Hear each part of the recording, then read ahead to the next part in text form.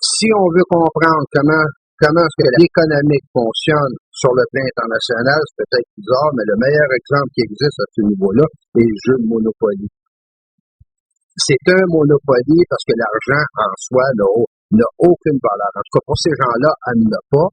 Ils ont réussi à faire croire aux populations qu'elle en avait une. Ils ont très bien réussi. Il y a des volumes qui existent là-dessus. Donc, au niveau international, c'est une lutte de pouvoir entre différents clans et en différents groupes pour s'assurer une place de choix dans l'éventualité de la formation d'un gouvernement mondial. Okay? Comme si on prend des bonhommes comme Bush ou d'autres qu'on considérait comme étant les plus importants au niveau international, ce n'est pas eux qui sont les plus importants, ils sont seulement comme Kissinger, les valets de personnalité qui, elles, sont dans l'ombre. Donc, les personnes qui ont le vrai pouvoir, c'est pour ça qu'on l'appelle en premier lieu le pouvoir occulte, c'est que ces personnes-là ne sont pas des personnes de façade, c'est pas eux autres qui sont au premier plan. Et là, on rentre dans le jeu politique de Machiavel, c'est-à-dire que ceux qui se font descendre ou ceux qui reçoivent les balles, c'est jamais ceux qui ont le contrôle. C'est trop le représentant.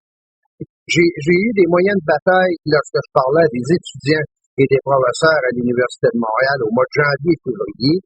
J'ai dit, il va falloir que vous soyez capables dans vos cours en sciences politiques, sciences économiques et autres à l'université, d'être capable de vous asseoir et de penser en fonction de stratégie. Qu'est-ce que ça implique, le mot stratégie? Le mot stratégie, ça ne tient pas compte de vos souhaits, de vos pensées personnelles.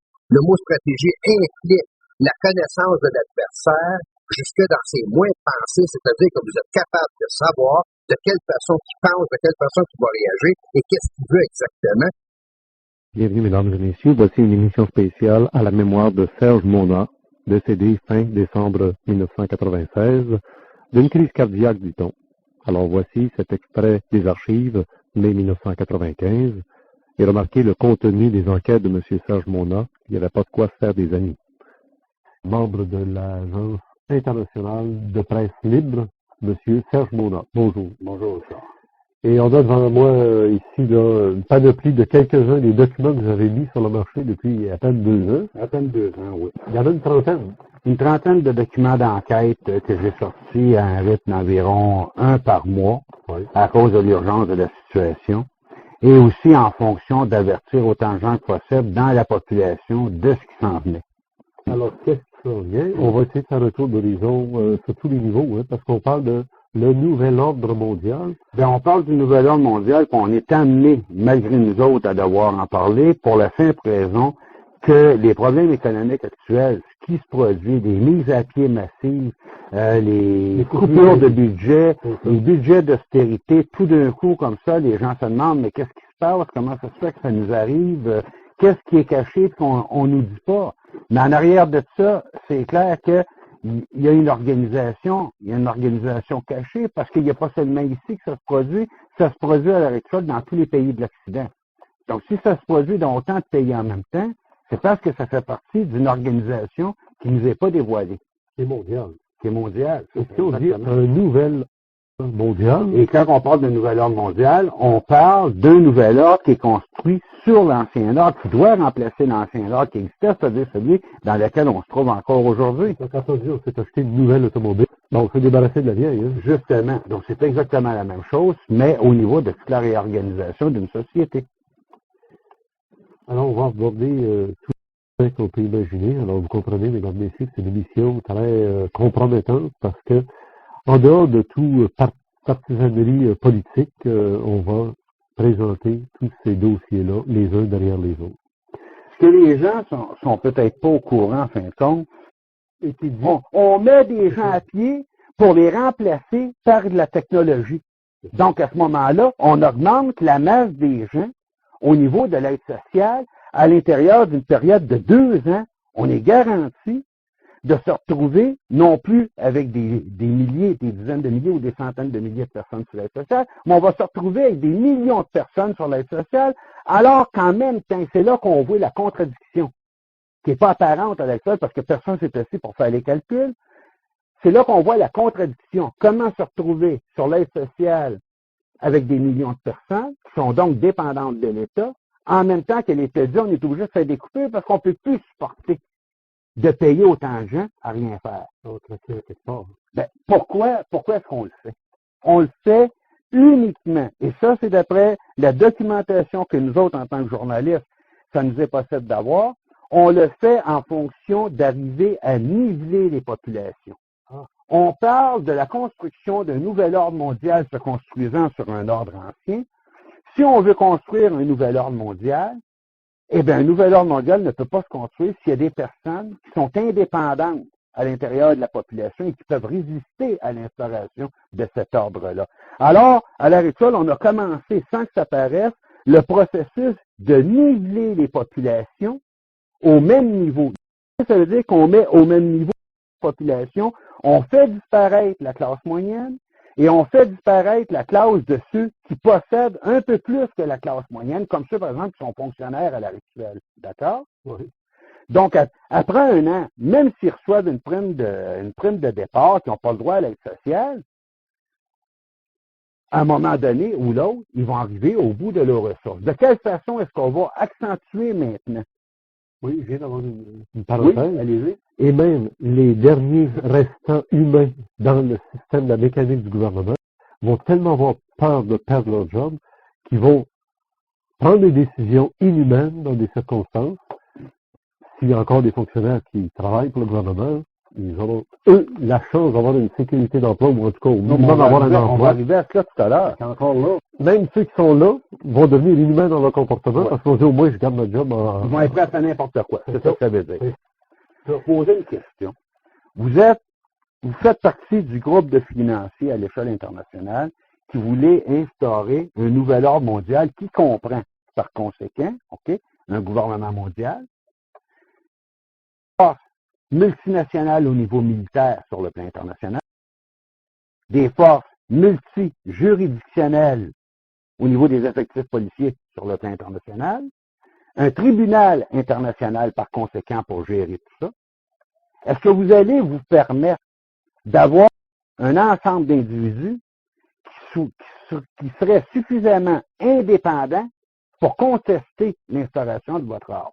Donc, à ce moment-là, qu'est-ce que ça veut dire? Ça veut dire, en d'autres mots, que toute personne qui posséderait des réserves d'or ou qui aurait, en fin de compte, une terre agricole, une exploitation pour être capable, elle, de s'autosuffire, est un danger par rapport à ces gens-là qui veulent avoir un contrôle absolu. Oui. On s'en va vers une crise économique, mais on s'en va vers une crise sociale. C'est encore pire. Ouais, c'est pas une crise économique. Une crise sociale, les gens vont se révolter.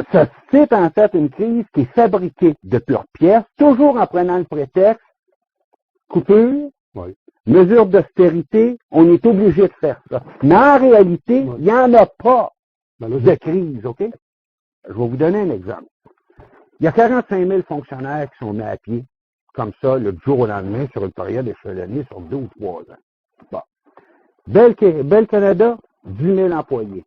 Telle autre grosse compagnie ou grosse corporation, tant de milliers d'employés, on se dit qu'il faut rationaliser. Ce que les gens n'ont pas compris, c'est que rationalisation pour les grosses compagnies veut dire passage du bassin humain d'employés à l'électronique. Ça, on ne l'a pas dit aux gens. On a dit qu'il faut rationaliser, mais on n'a pas dit aux gens qu'on veut se débarrasser de tant d'employés au niveau d'une masse salariale pour remplacer ces employés-là par de la technologie, de la haute technologie au niveau de l'électronique qui va remplacer le travail que faisaient ces employés-là et qui, par conséquent, va doubler et même tripler les profits de ces entreprises-là. Ça, on n'a pas dit ça aux gens. Là, si on parle maintenant du gouvernement, au niveau de 45 000 employés de la fonction publique, on fait quoi?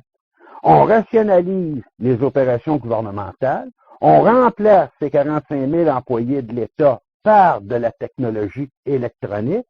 Donc, la technologie, c'est quoi par définition? La technologie, c'est un esclave. Si on prend un ordinateur, c'est un esclave qui n'a pas de religion, qui n'a pas de nationalité, qui n'a pas de couleur, qui n'a pas d'émotion, et qui va exécuter ce qu'on va lui dicter. Donc, l'esclave parfait. Donc, le gouvernement dit, on veut réduire la dette gouvernementale, donc on met 45 000 fonctionnaires à l'écart, Mais en réalité, ce qu'on fait, c'est qu'on modernise l'appareil d'État par une haute technologie électronique, et une technologie électronique qui va servir, elle, à contrôler la population, d'autant plus facile de contrôler cette population-là, qu'il n'y aura plus d'intermédiaires, d'individus avec des émotions humaines pour être capable, en fin de compte, d'interférer à l'intérieur des processus gouvernementaux. Ce qu'on appelait la bête autrefois. Ce qu'on appelait la bête, ou ce qu'on appelle, sous un autre nom aussi, la société technotronique. La société technotronique, c'est quoi? C'est l'organisation dans le gouvernement mondial, dans le nouvel ordre mondial, l'organisation des sociétés en fonction de la technologie existante. Donc, les gens deviennent l'esclave, sont obligés de vivre selon la technologie qui existe et non le contraire, comme on l'avait fait croire il y a 20 ou 30 ans, lorsqu'on mettait cette technologie-là au point. Oui. C'est que finalement, c'est les humains qui vont devenir les esclaves de la machine. Exactement. Auparavant, la machine existait en fonction de pouvoir faciliter, en fin de compte, le travail de l'individu et l'ouvrir à une plus grande possibilité des loisirs. Oui. C'est pour ça qu'on avait développé la technologie dans les années 60 et c'est à partir de ça qu'on avait encouragé la mise sur pied de la société des loisirs. Mais à l'heure actuelle, c'est l'inverse qu'on fait. On établit une technologie qui remplace les masses de salariés, les masses, en fin de compte, d'employés des entreprises. En d'autres mots, la croissance d'une entreprise ne garantit plus une plus grande demande de main-d'œuvre. Sécurité d'emploi. Il ne signifie plus sécurité d'emploi. La croissance d'une entreprise signifie, en fin de compte, la croissance de toute la technologie électronique dans cette entreprise-là aux dépens des individus qui deviennent à ce moment-là des chômeurs. Et ça va tellement loin qu'à l'heure actuelle, dans le processus qui est enclenché, la majeure partie des étudiants, cégep, université, école secondaire, avant même d'avoir complété les études, sont convaincus qu'ils ne pourront même pas avoir d'emploi. Parce que déjà, leurs parents, qui, eux, ont les connaissances et ont l'expérience, sont remplacés par l'électronique. Donc, eux autres, à l'heure actuelle, ils se retrouvent devant un mur. Avant même d'avoir complété les études, ils arrivent devant un mur sans aucun débouché. Rentabilisation, c'est le grand mot. Oui. Rentabilisation. Ça va plus loin que de rentabiliser les entreprises. C'est de dépersonnaliser de toute fonction humaine le gouvernement et l'entreprise qui, à ce moment-là, devient beaucoup plus effective au niveau déshumanisé, au niveau du contrôle des populations. Sous l'égide, toujours, je le répète, de l'Agence internationale de presse libre. Nous autres, on travaille sur des dossiers d'enquête qui, habituellement, ne sont jamais traités par les médias d'information officiels parce qu'ils ont les mains liées. On est indépendant, on peut donc sortir des dossiers auxquels personne n'oserait toucher à côté. D'accord? Donc, si les gens veulent savoir, vraiment, je les encourage à ce moment-là, parce qu'on n'a pas fait ça pour rien, c'est pour eux autres qu'on l'a fait. S'ils veulent savoir qu'est-ce qui se passe au niveau économique au Québec, qu'est-ce qui se passe au niveau économique international, qu'est-ce qu'on leur cache, qu'est-ce qui est pensé par en dessous, le document et la cassette lui donnent absolument toute l'information. Ils vont être capables d'avoir ça, d'écouter n'importe quel bulletin de nouvelles à la radio et à la télévision, ils vont tout comprendre ce qui se passe. Vous me posiez la question, mais pourquoi, en fin de compte, vouloir en arriver à un contrôle international de tous les individus par l'instauration d'un nouvel ordre mondial? Ça va peut-être paraître invraisemblable à certains. On tombe à ce moment-là, même si on ne le veut pas, dans une question de dimension spirituelle, qui est le contrôle des âmes de chaque individu sur toute la planète. Le contrôle des âmes de chaque individu sur toute la planète. C'est là-dessus qu'on débouche au bout de la ligne. Vous me demandez, est-ce que les gens ont des solutions lorsqu'on voit qu'ils sont dirigés dans un entonnoir? On ne peut pas passer à côté que même ceux qui possèdent de l'argent à la banque à l'actuel possèdent une propriété, d'ici quelques années vont la perdre parce que c'est voulu comme ça. Si à l'heure actuelle, vous en avez encore la possibilité, trouvez-vous quelque chose le plus loin des villes, à la campagne, proche des forêts, organisez-vous avec d'autres personnes, développez des mécanismes que vous avez perdus depuis 30-40 ans qui s'appellent la confiance, la tolérance, l'organisation communautaire et partez pendant que c'est le temps. Je vous dis pas, croyez-moi dans tout ce que je vous dis. Non. Vérifiez ce que je vous dis, réunissez-vous en groupe, discutez-en, voyez si c'est vrai qu'on s'en va dans une situation comme ça, qu'on passe pas à côté, et si vous le réalisez, pendant le temps que vous pouvez le faire, qu'il vous reste encore un compte de banque, qu'il vous reste de l'argent, qu'il vous reste une propriété que vous pouvez échanger. Oui, mais savez-vous, Serge Mona, ce que vous venez de dire là, c'est exactement le discours des gourous des sectes. Non, mais moi, je dis pas aux gens d'organiser une secte. C'est pas ça que je l'ai dit. Organisez-vous pour vous assurer une survie des années qui viennent. Presque toutes les sectes actuellement, incluant même les religions fondamentales comme le christianisme, on s'en va vers un apocalypse, on s'en va vers des temps de souffrance et de misère. Et là, vous nous dites, pour être épargné, prenez vos précautions pour que le bateau coule. Je ne dis pas aux gens pour... Je lui dis que s'ils veulent pas être dépendants des décisions de l'État et de l'impossibilité de pouvoir se nourrir... Pendant combien de temps? Pendant une couple d'années? Parce qu'après une couple d'années, ils vont être obligés de passer par leurs autres aussi. Non, parce que l'installation du nouvel ordre mondial ne peut être possible que dans les villes pour commencer, parce qu'ils ont réalisé... ils ont réalisé que pour être capable de prendre le contrôle des villes, d'ailleurs, c'est facile de contrôler des gens dans une ville, tous les gens sont dépendants. Ouais. Vous vivez dans une ville en autant que vous avez un revenu, en autant que vous avez de l'argent de place. À partir du moment où vous en avez plus, vous êtes plus capable de vivre dans une ville parce que la ville, vous êtes dépendant. D'accord? Bon.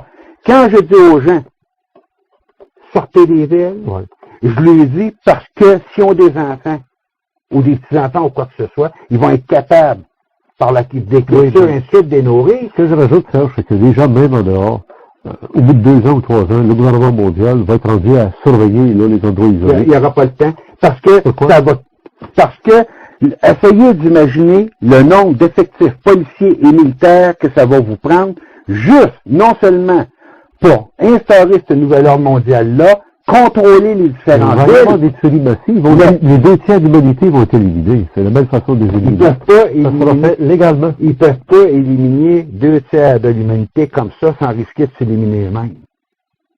Dans les villes, et c'est quelque chose d'excessivement compliqué, de très compliqué.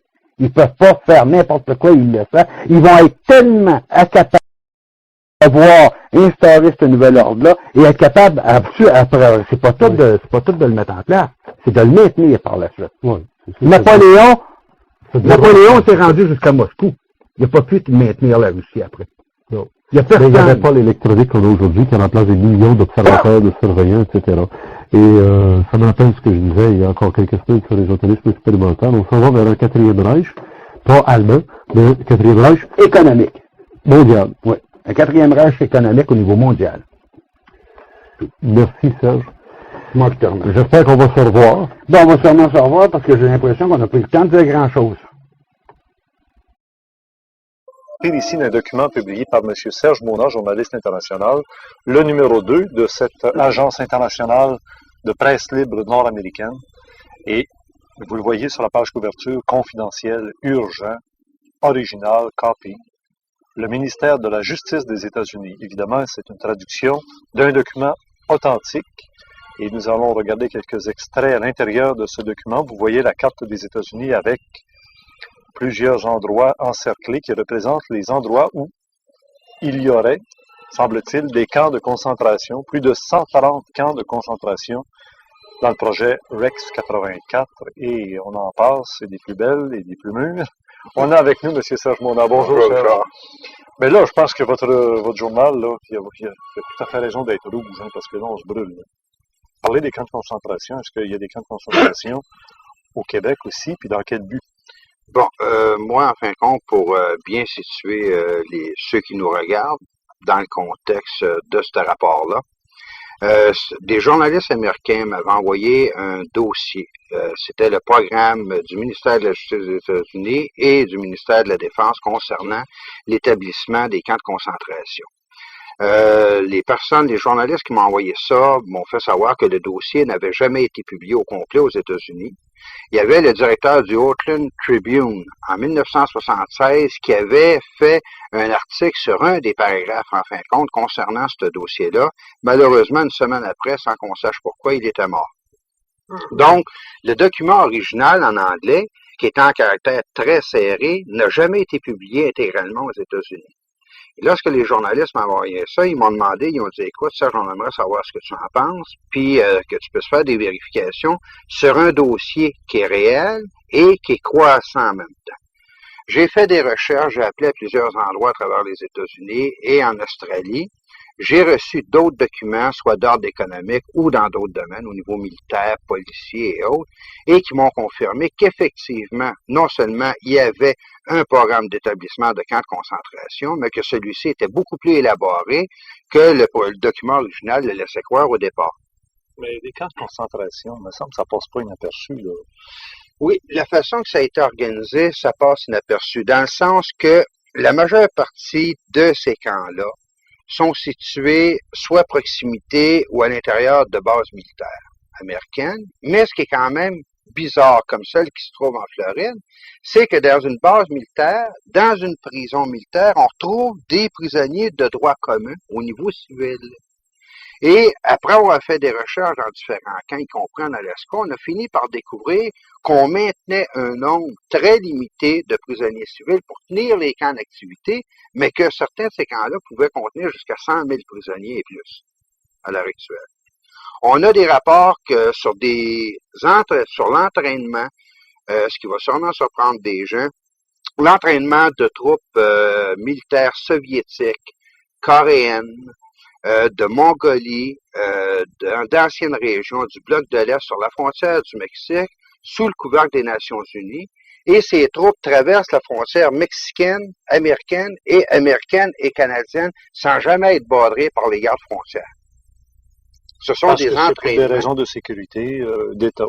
Ah oui, ça, on a juste à poser, comme des journalistes américains me disaient, on a juste à poser, bon, écoutez, sécurité ou secret d'État, et à ce moment-là, plus personne n'ose parler de quoi que ce soit. D'accord? Bon, vous voulez vous dire que dans le système démocratique nord-américain, il existerait un autre système en parallèle qui est le système militaire ou paramilitaire. Le fameux complexe militaro-industriel et américain.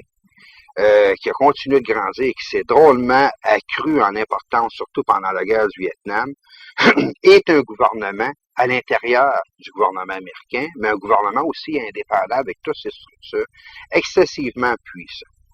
Il est à remarquer qu'on est en train, en même temps à l'heure actuelle aux États-Unis, de mettre sur pied ce qu'on appelle une force de police nationale tout à fait spéciale, dont, d'après les sources d'information que j'ai, les uniformes sont noirs, les chars d'assaut sont noirs, les hélicoptères sont noirs, tout l'équipement est noir d'un bout à l'autre avec des sigles rouges dont j'attends des copies.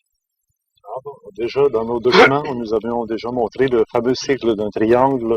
C'est un triangle rouge effectivement, avec supposément 3 sets renversés qui correspondaient à des 6, tout différents, tout dépendant de l'angle sous lequel on le regarde. Mais ce qui est important, il y a un abonné, et la source d'information est sûre, il y a un abonné qui a communiqué avec moi puis qui avait présenté le document à un de ses amis qui est un ex-agent de la CIA qui vit dans les Laurentides. Et les deux réactions, puis je considère que c'est une confirmation pour le numéro que j'ai publié, c'est que l'ex-agent de la CIA a confirmé qu'effectivement toutes les sources d'information dans la revue étaient réelles. Et il a aussi manifesté son énorme surprise à savoir comment ça se faisait qu'un journaliste canadien puisse posséder autant d'informations que ça, surtout sur des sujets qui n'ont jamais été publiés nulle part, qui ne sont pas connus des populations. Là, sous votre nom, on a vu apparaître un numéro de téléphone, on peut le dire aussi à l'écran, là. Mm-hmm.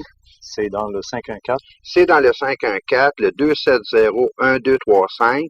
Les gens peuvent appeler sans aucune restriction s'ils veulent avoir plus d'informations à propos de ce numéro de revue-là.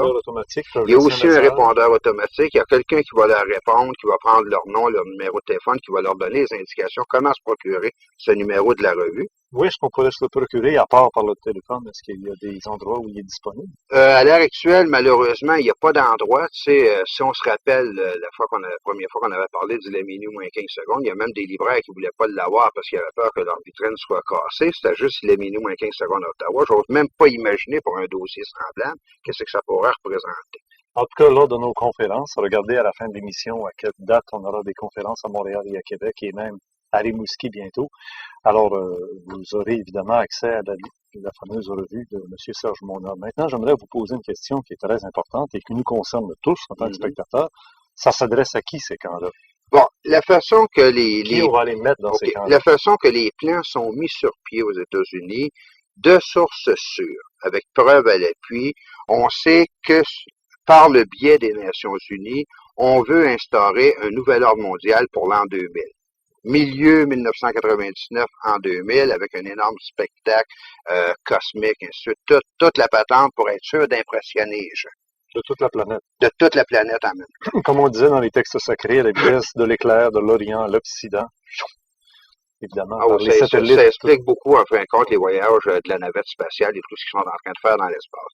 Mais pour revenir aux camps de concentration, les camps de concentration sont organisés de manière à servir à la première étape de camps de rééducation pour tous ceux qui ne seront pas d'accord avec l'établissement d'un nouvel ordre mondial. Et il faut dire que toutes les techniques utilisées ou expérimentées entre la CIA et la médecine militaire aux États-Unis vont faire l'objet d'un prochain dossier que je vais publier là après celui-là dans le courant de septembre et qui va démontrer en profondeur toutes les manières dont ils vont s'y prendre pour faire des lavages de cerveau, briser la personnalité, rééduquer les gens en fonction qu'ils soient capables d'accepter un nouvel ordre mondial, même s'ils ne veulent pas l'accepter. Ils sont rendus très loin au niveau de la recherche technologique dans ce domaine-là. Mais pouvez-vous bien me dire, Serge Mona, pourquoi être contre un nouvel ordre mondial? Une langue, une religion, une politique, une nature humaine à protéger sur la surface de la Terre. Pourquoi pas? Diviser pour régner. Si finalement on arrive à un gouvernement mondial, l'unité va faire la force. Oui, mais il y a un seul problème, c'est que le gouvernement mondial qui va s'instaure dans une orientation précise qui n'est pas à la faveur des populations, qui est ni plus ni moins qu'un régime communiste, mais à l'échelle mondiale. Une dictature. Une dictature beaucoup plus poussée que celle qui existait avec Hitler. Hitler est un enfant d'école à côté de ce qu'on veut instaurer à l'échelle planétaire. Donc, Hitler était un terrain d'essai, en fait. Ouais, donc, un terrain d'expérimentation. De la même manière, comme j'en ai déjà parlé, que l'URSS a été un terrain d'expérimentation à bien des niveaux pour ces personnes-là au niveau international.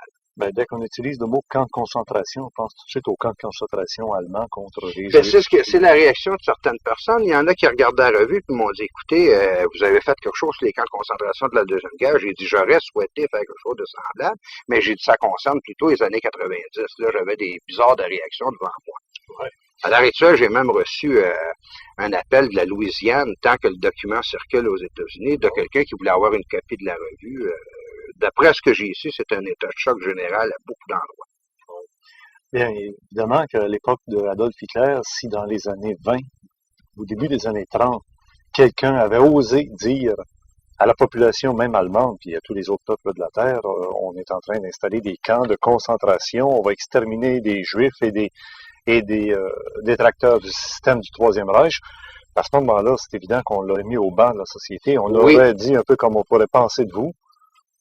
C'est un paranoïaque. Oui, mais d'un autre côté, c'est très difficile d'essayer de faire passer un journaliste pour un paranoïa quand que le journaliste en question arrive avec des preuves et des références qui sont vérifiables.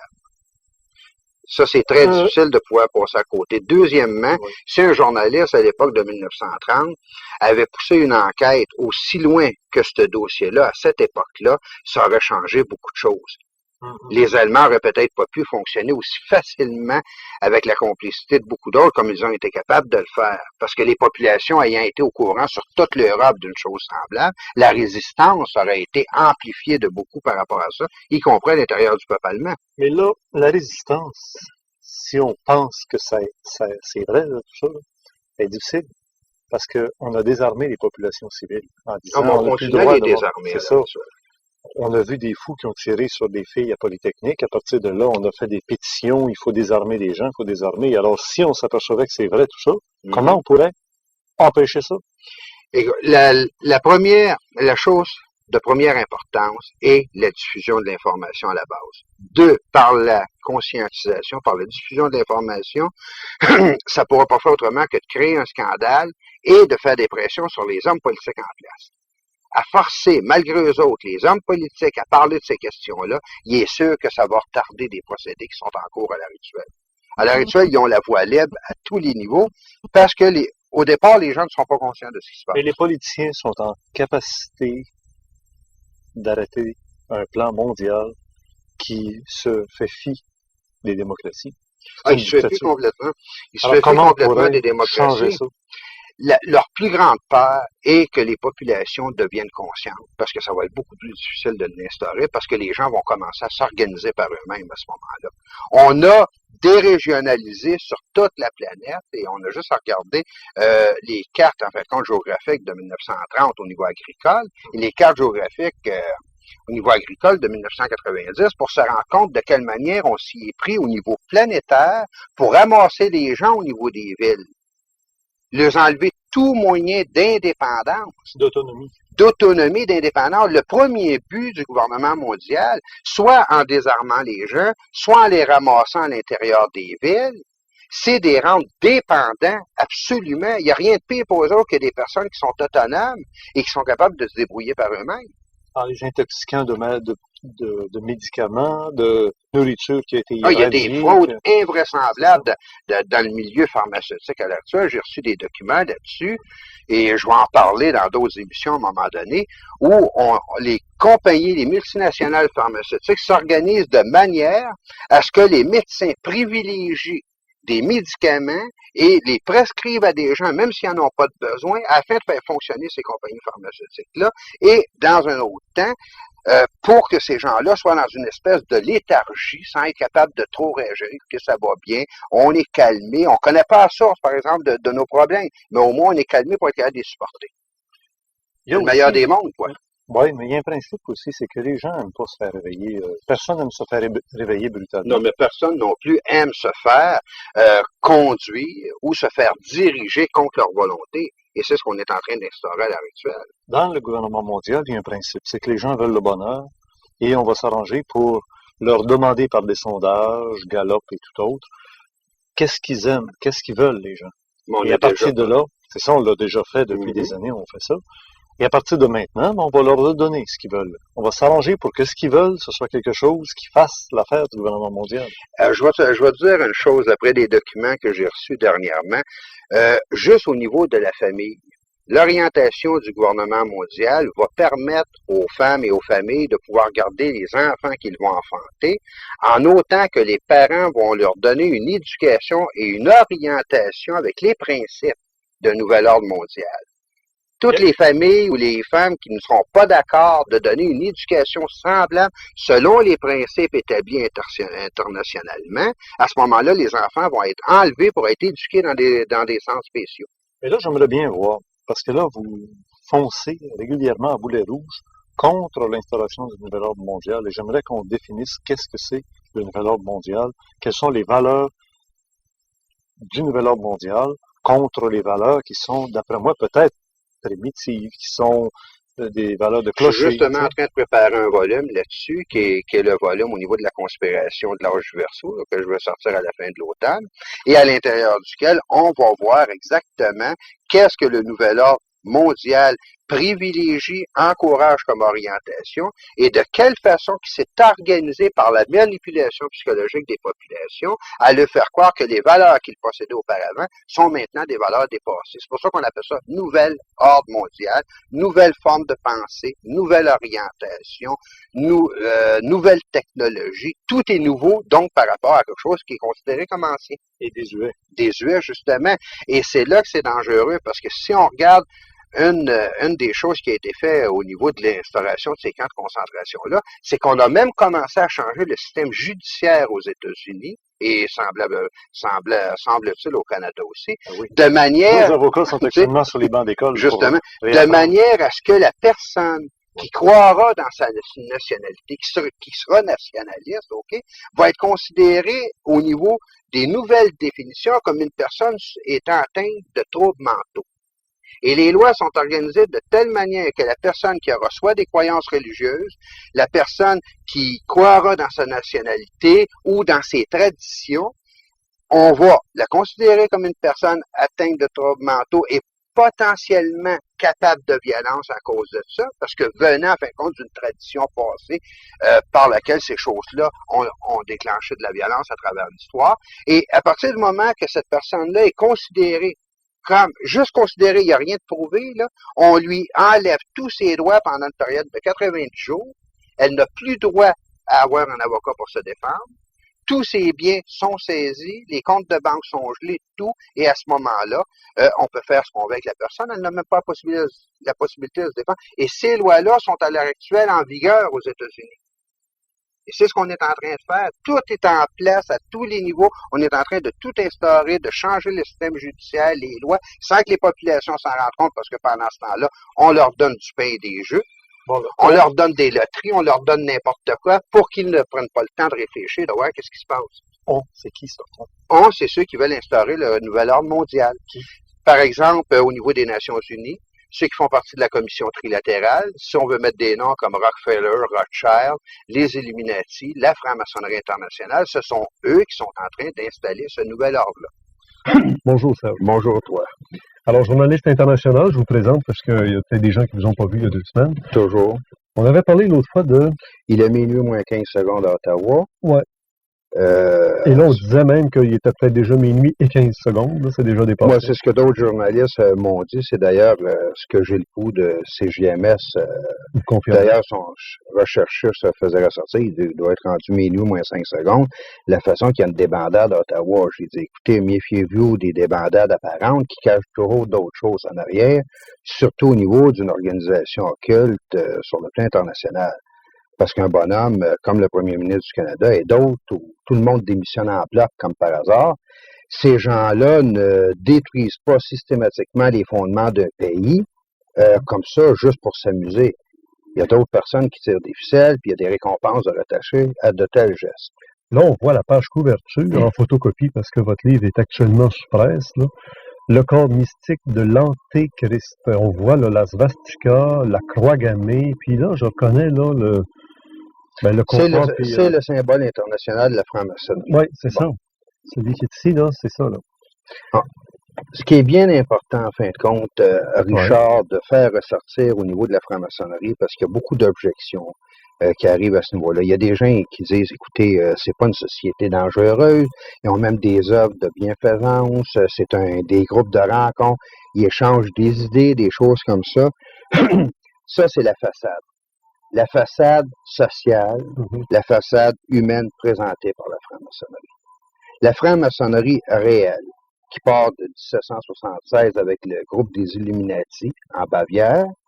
Faut dire en partant, je fais une parenthèse, que le groupe des Illuminati en Bavière, c'est eux qui avaient comme élèves à cette époque-là et qui ont financé Diderot, Voltaire, Jean-Jacques Rousseau et qui ont mis sur pied la Révolution de 1789.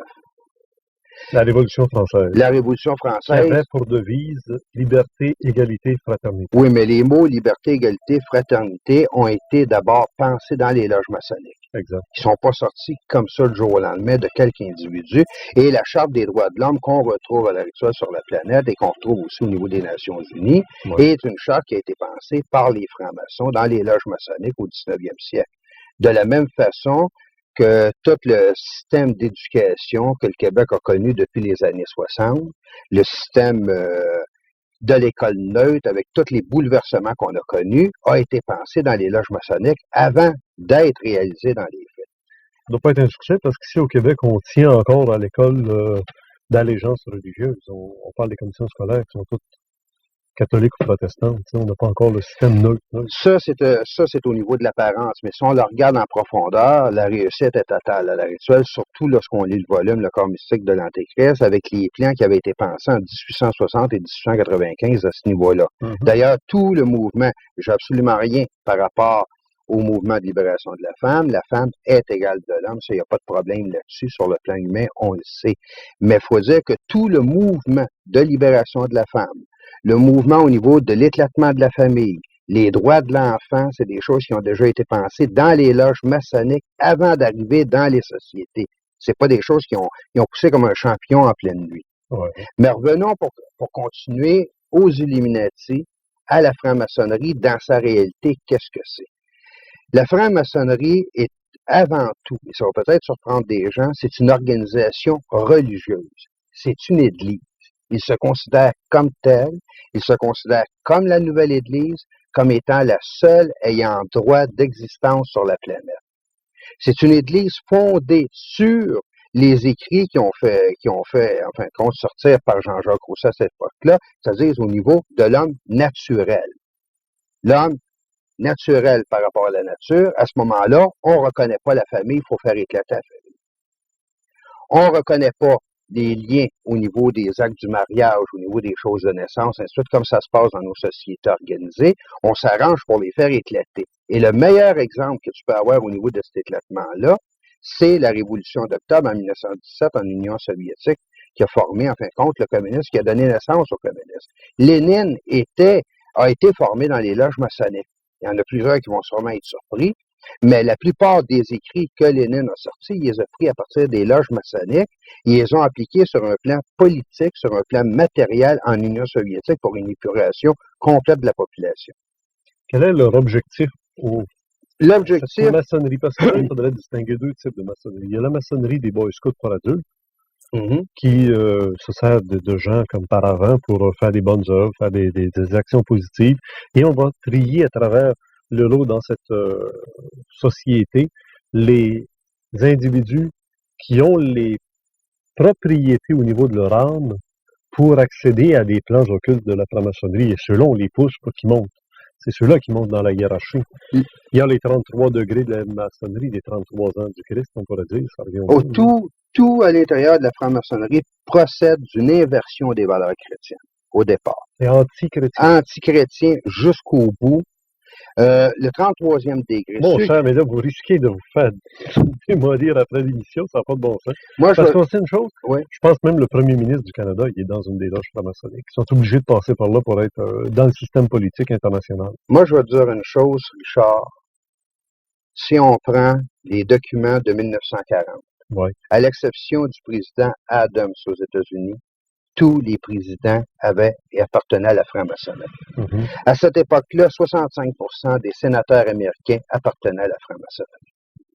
Ils sont obligés d'y appartenir, sinon ils ne passent pas. Les pères de la Constitution américaine, Jefferson, Benjamin Franklin, lui, étaient tous des francs-maçons. Étaient tous des francs-maçons, ils étaient reliés avec les groupes comme Lafayette, Voltaire qui rencontrait en France, ainsi de suite. C'était une continuité des loges françaises en Amérique. Plutôt que de penser qu'ils veulent le mal de l'humanité, est-ce qu'on ne peut pas penser qu'en toute bonne volonté, ils veulent le bien? Puis quand vous dites une épuration de la population, ce serait le genre de ce qui se passe en Yougoslavie, d'une épuration raciale, religieuse, spirituelle, pour que finalement ne règne sur la terre que ceux dans la race humaine qui méritent de régner, et que les autres soient utilisés comme des esclaves, comme le voulait Adolf Hitler. Les nazis, puis à part des nazis, c'était le petit peuple. Tu vois, pour répondre à ta question là-dessus, la révolution russe, le communisme comme tel, est l'application matérielle et politique.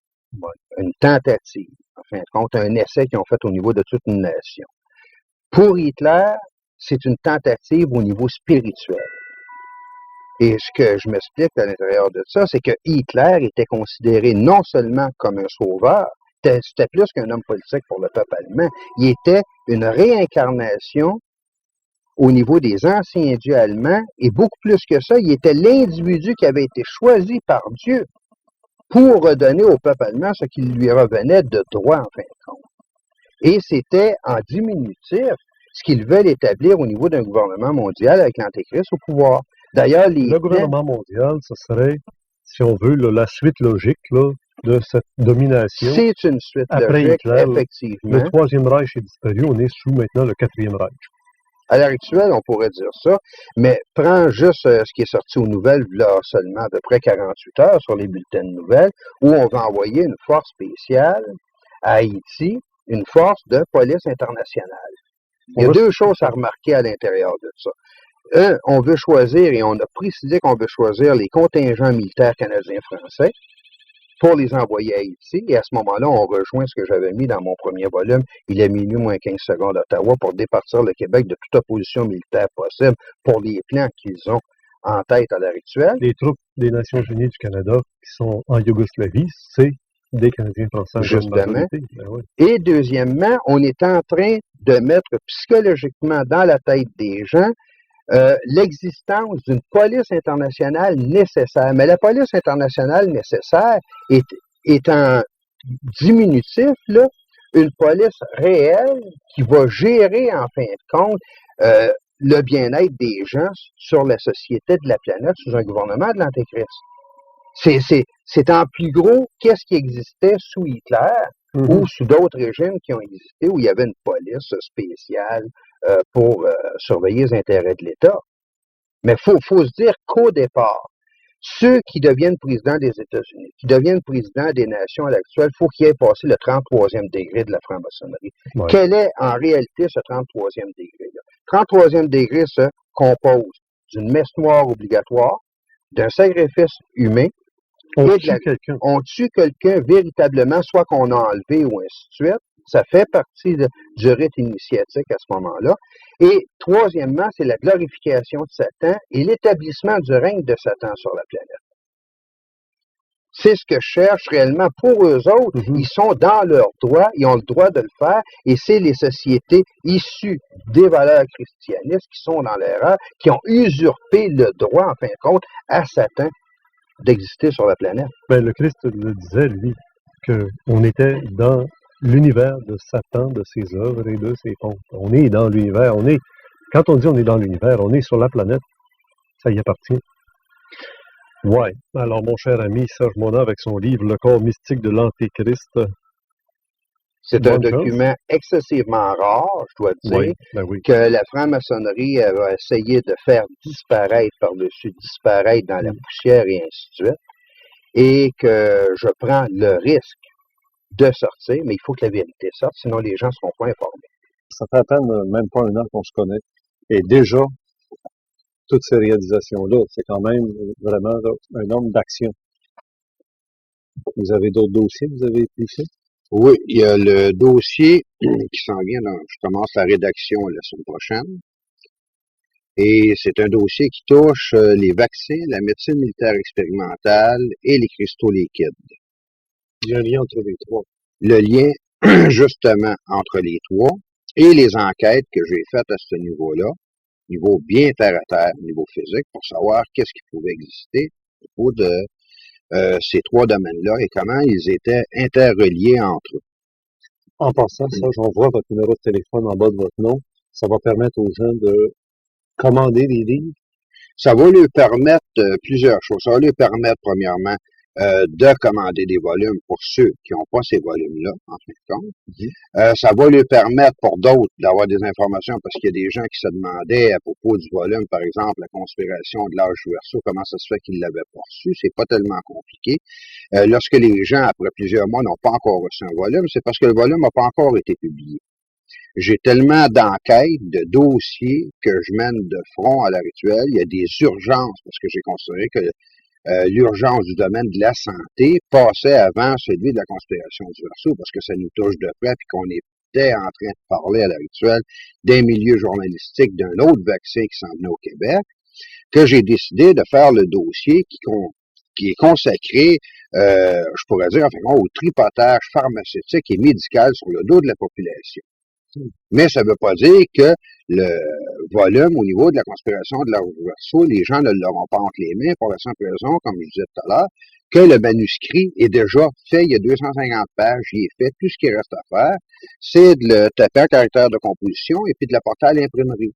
Ça, je peux pas faire ça tout de suite, parce que pour l'instant, je vais sortir d'ici 2-3 semaines le dossier qui va avoir au-dessus de 100 pages, qui va sortir sous forme de volume et qui touche de plein fouet le problème de la vaccination, de l'expérimentation militaire au niveau médical et l'intrusion de ce qu'on appelle la high-tech, au niveau de technologie de pointe dans le domaine médical et autres, qui s'appelle le cristal liquide. Parfait. Alors, on a vécu au Québec il y a à peine un an et demi la vaccination massive de la méningite. Les enfants de 2 ans à 25 ans, là, il fallait se faire vacciner, puis c'était une obligation, même si on avait des enfants à l'école, on disait, on veut pas que mon enfant soit vacciné, on retournait l'enfant à la maison avec un document, il fallait que les parents remplissent les raisons pour lesquelles ils voulaient pas que leur enfant soit vacciné. Il y avait vraiment une pression, là. C'était psychologique, on ne pouvait pas en sortir. J'en connais très peu qui ont passé à travers sans faire vacciner leurs enfants. On prépare une nouvelle masse, une vaccination massive encore. On prépare d'autres choses, mais pour en revenir à la vaccination qui a eu lieu en 92, moi j'ai communiqué avec la salle des nouvelles de Radio-Canada. Je suis en contact avec des journalistes ici au Québec, je suis en contact avec des journalistes aux États-Unis, en Australie et en Europe. On est constamment en contact pour des échanges d'informations.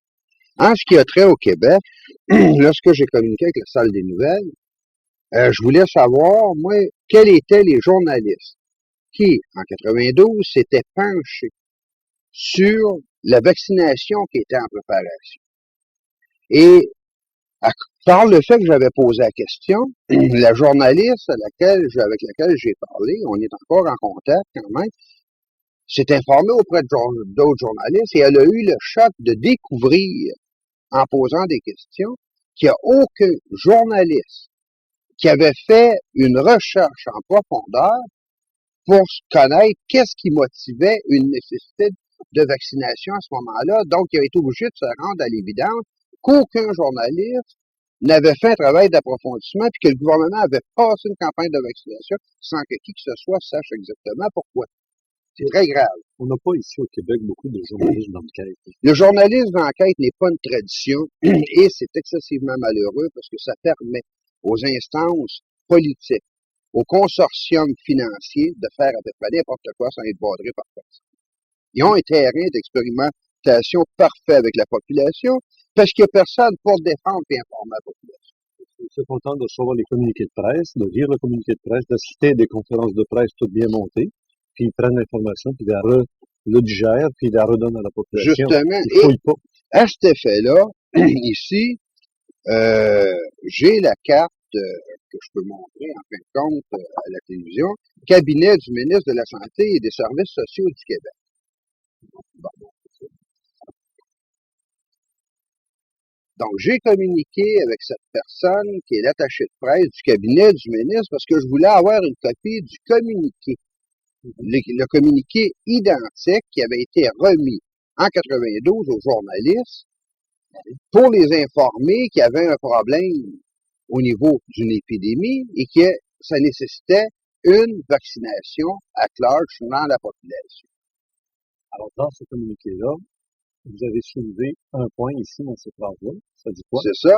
C'est-à-dire que c'est à la suite de recommandations formulées par le groupe technique sur les infections à méningocoque, donc sur la méningite, formé de spécialistes en santé publique, que le ministre a recommandé au Conseil des ministres de prendre cette décision aujourd'hui au niveau d'une campagne de vaccination.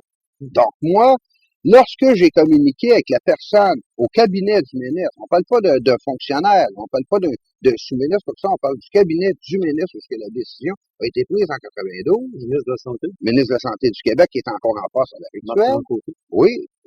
À ce moment-là, j'ai dit, écoutez, vous parlez groupe technique sur les infections. De qui était composé ce groupe technique? J'ai jamais eu de réponse. Ça commençait très bien. C'est-à-dire, qu'est-ce qu'ils ont dit? Ils ont dit, pas. Ben, ils ont dit, écoutez, c'est tel groupe, on tournait autour, tu sais, sans donner de réponse. On n'a pas sous les yeux ces informations-là. Ben, est-ce qu'il y a un endroit où je pourrais les obtenir? Ça serait très difficile. C'est terminé depuis longtemps. Depuis longtemps, ça fait tout de même juste un an. Tu sais. C'est pas un document historique. Il faut pas remonter au Moyen-Âge pour l'avoir quand même. Tu sais. À l'intérieur de ça, ben, tu vois, tu demandais, Québec, 2 décembre 82, au ministre de la Santé et des Services sociaux du Québec, M. Marc-Yvan Côté, annonce que le gouvernement du Québec a décidé de procéder à une vaccination élargie, et ainsi de suite. Donc, c'est lui qui est en poste, pour lui qui est en poste. Je continue à ce niveau-là. Donc, j'ai dit, qui était à la tête de ce groupe de spécialistes-là? Ah, elle m'a dit, c'est un médecin, un tel, mais il a démissionné, à date, on ne sait pas où il est rendu. Bizarre. Le ministère engage un spécialiste. Le spécialiste fait des recommandations à partir d'enquêtes, tu sais, à partir d'analyses. Et tout d'un coup, le gars qui est en charge de ça, il disparaît, personne ne sait où il est.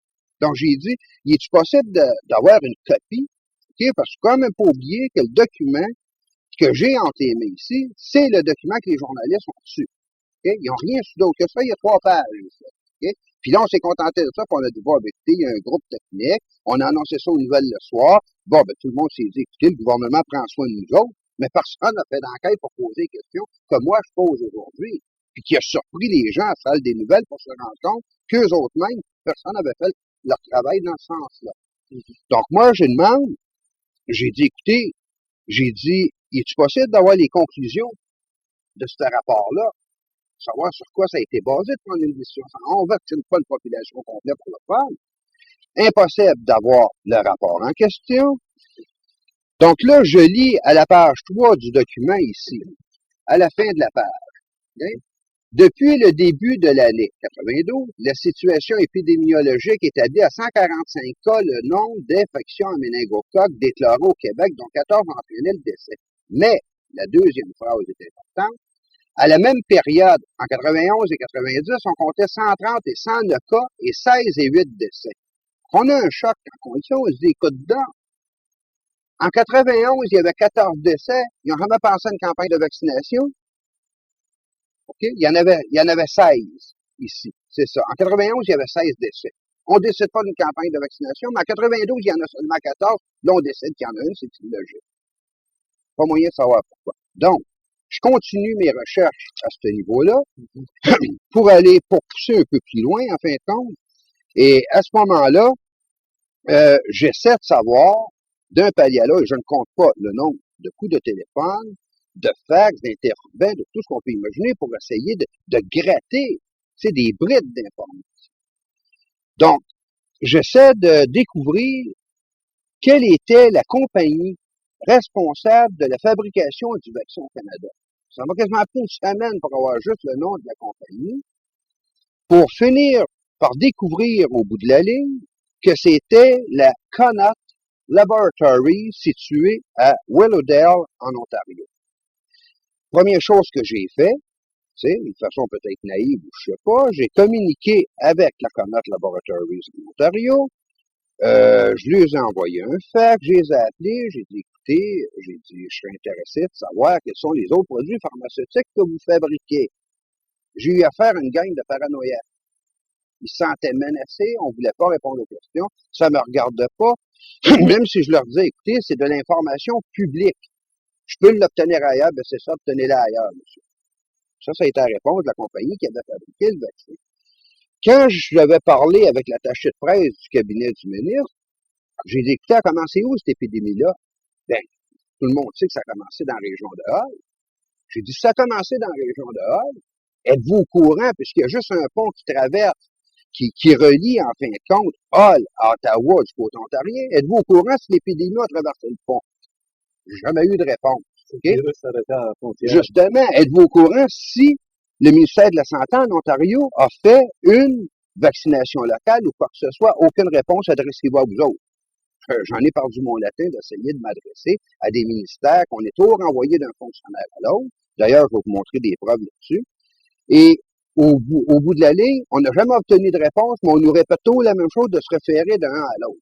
On veut juste se rendre compte au bout de la ligne qu'on n'est pas intéressé à ce que certaines choses sortent. Je communique avec Communication Québec, eux autres me disent, écoutez, vous allez avoir les informations du Bureau du surintendant des institutions financières du Canada.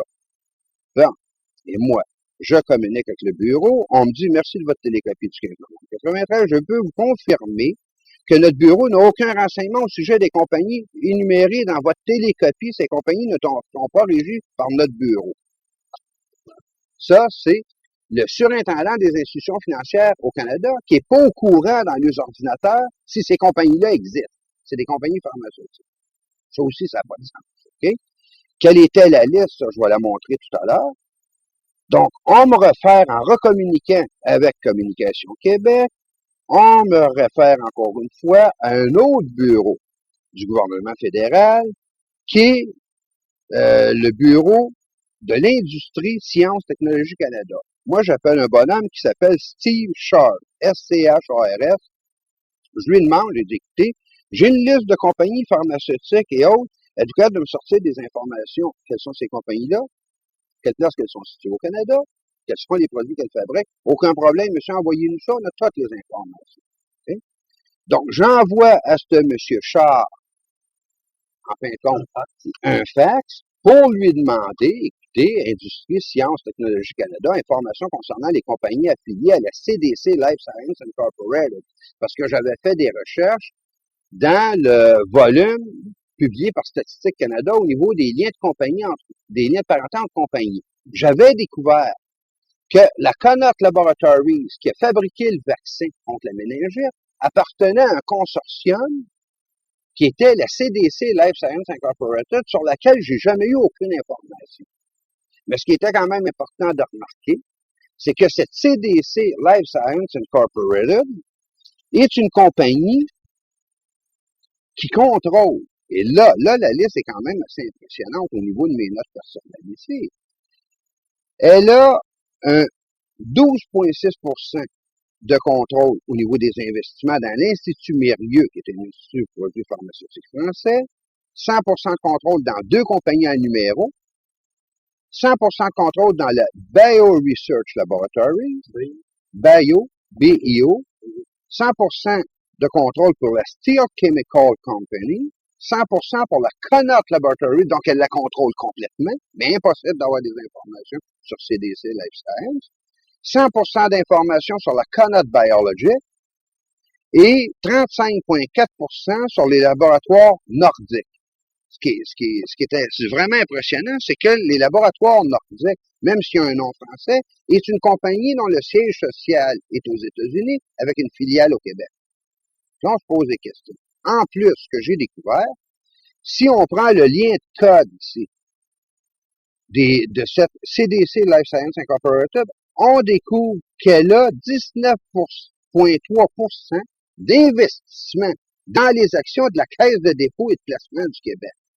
Donc là, on se retrouve avec une compagnie privée qui a des investissements dans une autre compagnie qui, elle, ne doit pas l'être. Enfin, comment ça se fait qu'il y a des intérêts privés au niveau d'un consortium pharmaceutique qui contrôle une compagnie qui a fabriqué le vaccin contre la méningite, a 19,3% d'investissement des actions dans la Caisse de dépôt et de placement du Québec. Et si on regarde le code qui est défini, en fin de compte, par Statistique Canada, le code nous réfère fonds d'investissement gouvernementaux.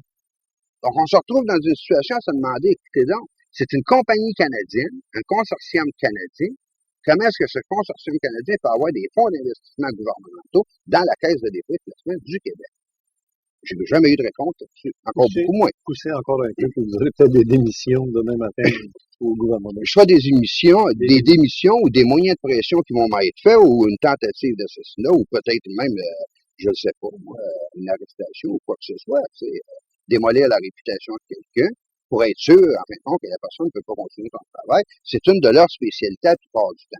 Pour en revenir à ce monsieur Steve Sharp, Radar est leur système informatique au niveau du ministère de l'Industrie, Sciences et Technologie Canada pour tout ce qui touche les compagnies enregistrées au Canada. Monsieur Sharp n'a jamais voulu m'envoyer un fax pour me dire par écrit qu'il n'y avait pas d'informations là-dessus. Appelé, je l'appelle sur Internet pour qu'il me dise par téléphone et qu'on n'a aucune information là-dessus. Est-ce que vous savez où je peux en obtenir? C'est quand même important. Donc là, on me dit, écoutez... Alors que lui disait qu'il peut avoir n'importe quelle information au départ. On me dit, écrivez à l'Inspection générale des institutions financières au Québec. Je renvoie la même liste. Ça fait deux fax que j'envoie à l'Inspection générale des institutions financières du Québec. J'ai jamais eu de réponse encore. Toujours sur les mêmes compagnies. Ça fait combien de temps? Ah, écoutez, celle-là date du 15 novembre. 15 novembre, ça va très vite avec la fax. On sauve des mois de travaux, en fin de compte. La lettre site est datée du 28 octobre, donc ça fait 2-3 semaines quand même que je travaille pour avoir des informations à propos de ce dossier-là. Ici, gouvernement du Québec, ministère de l'Industrie du Québec et de la Technologie, qui est un autre ministère encore. Okay? L'expéditeur est un dénommé Jean Lefebvre avec ses numéros de téléphone, Direction régionale de Montréal. Suit tel que demandé l'information sur 2 entreprises sur lesquelles j'ai pu trouver des données. Pour les autres, je peux toujours vous suggérer, si ce n'est pas déjà fait, de contacter l'inspecteur général des institutions financières à Ottawa, justement celui qui me disait qu'il n'était pas capable de me fournir quelques informations. Donc, on refaire d'un ministère à l'autre et sur un dossier excessivement important, les deux compagnies sur lesquelles j'ai reçu des quelques très faibles informations, parce que ça ne me donne pas en fin de compte la majeure partie des produits fabriqués par eux sont les laboratoires nordiques et laboratoires bio-recherche. La Bio Research Laboratory. Mais la Connaught Laboratory, celle qui a fabriqué le vaccin, aucune information de disponible nulle part. Donc, je t'ai montré tout à l'heure que par rapport à l'inspecteur général des institutions financières au Québec, il y a un fax ici daté du 15 novembre, okay? Et il y en a un autre ici, un autre que j'ai redaté aussi du 15 novembre avec d'autres informations. Puis il y en avait un autre plus loin qui est daté, celui-là est daté du 15 novembre, celui-là est daté du 19 novembre 93. Toujours pas eu de réponse à date là-dessus. Donc, on veut pas vous dire. On veut pas, on m'accuse à l'heure actuelle au niveau journalistique, ces compagnies-là m'accusent et même certains fonctionnaires m'accusent de créer un mystère autour de cette situation-là, alors qu'en réalité, c'est pas moi qui crée le mystère. On crée au niveau gouvernemental, on crée délibérément un mystère en refusant de fournir des informations et des réponses sur un dossier, en fin de compte, sur des informations qui sont publiques dans une société démocratique, OK? Parce que ces compagnies-là sont enregistrées comme bon. Ça, c'est juste la pointe de l'iceberg. Et qui a touché tout le monde. Qui a touché tout le monde dans la population, puis il était impossible. Et que tout le monde pourrait réclamer comme information. Pourrait réclamer comme information en juste titre. Et là, le pire, c'est qu'on prépare une autre vaccination massive au Québec. Moi, quand j'ai parlé avec le journaliste de la salle des nouvelles de Radio-Canada, d'ailleurs, on doit se rencontrer à un moment donné, elle a dit, écoutez, parce que je parlais des différents développements au niveau de la recherche militaire produite par la CIA aux États-Unis au niveau des vaccins, des choses comme ça.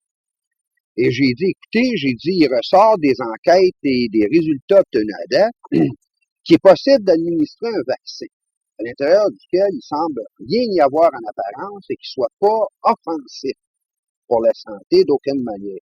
Mais par contre, le même vaccin, à cause de son contenu mal défini, mis en relation 1 an ou 2 ans plus tard avec un autre vaccin qui lui aussi semble inoffensif à première vue, les deux combinés ensemble vont produire des problèmes invraisemblables.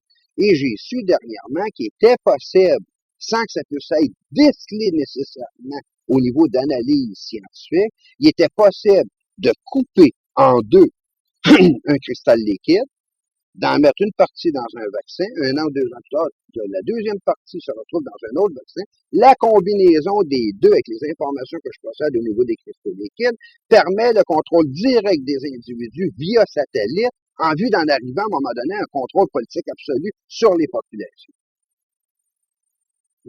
Donc, le dossier, le volume que je sors, puis tous les gens qui voudront avoir des informations là-dessus, ce que je conseille aux gens dans la population, c'est de sortir de leur léthargie personnelle à l'heure actuelle, parce que ça touche directement leur santé, de ne pas se gêner pour appeler, demander des informations, je vais leur envoyer de la documentation, d'en parler partout dans leur milieu et de s'arranger pour commander, en fin de compte, ce volume-là qui va toucher les vaccins. Donc, il va y avoir un historique complet de la vaccination dans mon volume. Deuxièmement, médecine militaire expérimentale. J'ai un historique complet de la CIA et des différentes formes d'expérimentation qu'ils ont fait.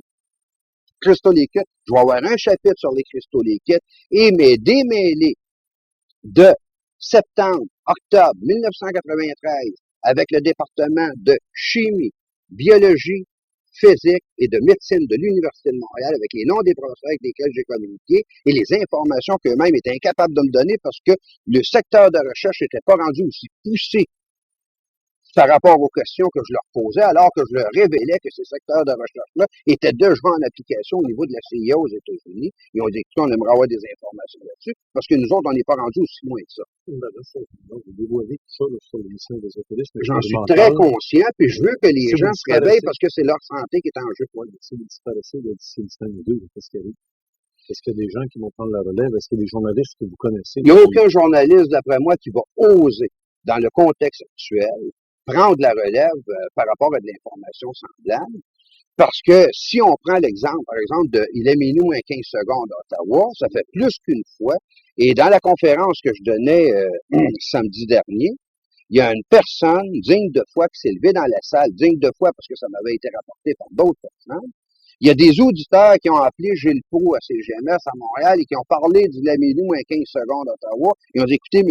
Proulx, ce volume-là, et ainsi de suite. À mot couvert, Gilles a été obligé de dire sur les ondes de CGMS qu'il avait carrément les mains liées par la direction de l'information CGMS et qu'il ne pouvait pas parler de ce volume-là. Donc, les gens dans la population, qu'est-ce qu'ils devraient faire?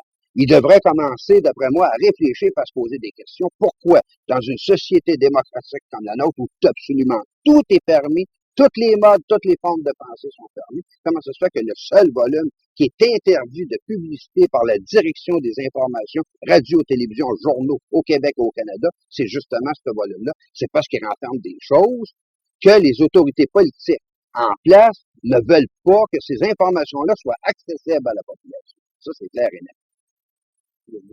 Il y a une manipulation et c'est à la population elle-même de réagir par rapport à quelque chose de semblable et de dire, écoutez, nous autres, on veut savoir ce qu'il y a dans ce volume-là, on veut l'avoir, puis on va poser des questions publiquement. Je crois que le temps est venu avec 94 qui s'en vient et que je considère 94 comme étant l'année des mises au point, des règlements de compte, puis du fait de démasquer des situations que ça fait trop longtemps que ça traîne, puis ça fait trop longtemps qu'ils sont cachés aux populations.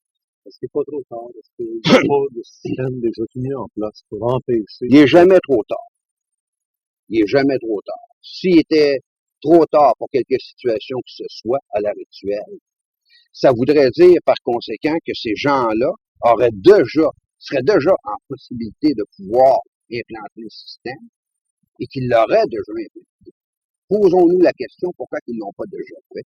C'est parce qu'il manque encore certains éléments et cette date à laquelle eux auraient décidé en fin de compte d'imposer un système semblable, peut être reculée tout dépendant de la réaction de la population. Mais là, ce qui est grave, c'est que la population est menacée dans ses familles et dans ses enfants à l'heure actuelle directement au niveau de sa santé. J'espère qu'ils vont réagir.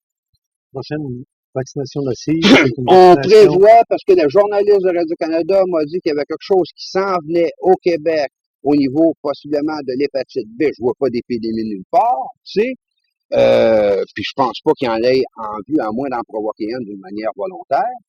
Mais elle me disait, elle dit, écoutez, elle dit, il y a des rumeurs qui circulent ici à Radio-Canada sur une vaccination qui s'en vient, puis il y a des rumeurs qui circulent au niveau des effets de la combinaison de deux vaccins indépendants à cause de ce que j'étais en train de lui révéler. D'ailleurs, les journalistes de Radio-Canada et d'autres journalistes un peu partout à l'heure actuelle, tant en Australie qu'aux États-Unis, en Europe ou au Québec, en fin de compte, attendent la sortie de ce dossier. Écoutez, ici sur l'ésotérisme expérimental en 1983, on vous avait parlé des trafics d'organes, c'est-à-dire des enfants dans des pays sous-développés, qu'on nourrit, puis grâce à l'argent qu'on envoie dans des œuvres de charité que vous connaissez, qu'on voit régulièrement à la télévision, qui disent parrainer des enfants dans les pays sous-développés, et puis à un moment donné, on rapatrie ces enfants-là dans des familles d'accueil et on les fait passer la frontière en pièces détachées. On vend le cœur, on vend les reins, on vend des organes, et c'est très lucratif. Ils reçoivent l'argent de la population qui a un bon cœur pour nourrir les enfants, pour les garder en bonne santé, puis en plus, ils font de l'argent au moment où ils retournent les organes dans certains réseaux qui sont prêts à payer le gros prix pour avoir un rein qui est élevé, qui a été nourri par un être qui était en bonne santé dans des pays où les gens n'ont pas les systèmes de surveillance que nous avons, mais c'est encore maintenant un grand point d'interrogation à se poser quand Serge Mona nous dévoile des dossiers sur les vaccinations massives, sur ce qui se passe ici dans notre société. Avons-nous vraiment des journalistes compétents? Je veux juste faire une parenthèse, c'est rare que je t'interrompe pendant les émissions. C'est que je me souviens qu'à l'été 92, Jacques Languérin, qui a des émissions à Radio-Canada, Jacques m'avait envoyé justement un dossier à propos du trafic d'organes sur la planète, dossier que j'ai jamais eu le temps de publier, parce qu'il était aussi interrelié avec le trafic de la prostitution d'enfants dans certains pays asiatiques où les enfants à 10-11 ans sont très beaux, puis qui servent de passeur, en fin de compte, aux différents touristes de différents pays, puis personne n'a voulu toucher ça en profondeur à la route. Non, parce qu'il y a un organisme international qui s'appelle qui est impliqué dans ce réseau de trafic d'enfants. Ben voilà, c'est ça. les dossiers sont pas terminés parce que la semaine prochaine, j'ai demandé à notre ami Serge Mona de revenir nous parler de son autre livre qui s'en vient après, celui qui est attendu par beaucoup de la population. C'est le livre sur la conspiration de l'âge verso, le gouvernement mondial de l'Antéchrist. Et pour la première fois, il y a beaucoup de gens qui vont se dire, écoutez, on entend ça, il y a des volumes qui existent là-dessus. Je peux vous dire une chose.